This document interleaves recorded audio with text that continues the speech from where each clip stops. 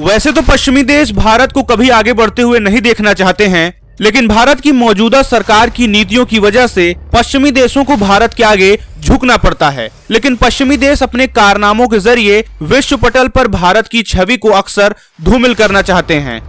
इसी बीच international happiness day के मौके पर वर्ल्ड हैप्पीनेस इंडेक्स की रैंकिंग रिलीज हुई और इस रैंकिंग में दुनिया के सबसे खुशहाल देशों की सूची में भारत का नाम नहीं है और भारत की रैंकिंग आप सुनकर खुद चौंक जाएंगे। वर्ल्ड हैप्पीनेस इंडेक्स की रैंकिंग में भारत को 125वां पायदान मिला है। इस रिपोर्ट के मुताबिक फिनलैंड, डेनमार्क, स्वीडन और नॉर्वे जैसे देश दुनिया के सबसे खुशहाल देश हैं। इसके अलावा भारत के पड़ोसी देश पाकिस्तान को 108, म्यांमार को 72, नेपाल को 78, बांग्लादेश को 102 और चाइना को 64वां पायदान मिला है, तो वहीं भारत को 125वां।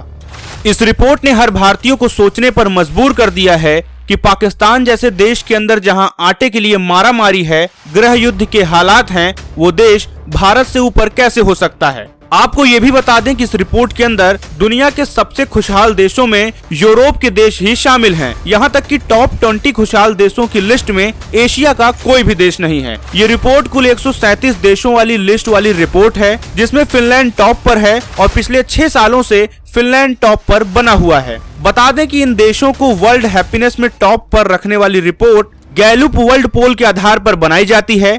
ये रिपोर्ट तैयार करते वक्त विभिन्न देशों के लोगों की life style, GDP, social report, भ्रष्टाचार और एक दूसरे के प्रति दिखाए गए प्रेम के आधार पर बनाया जाता है।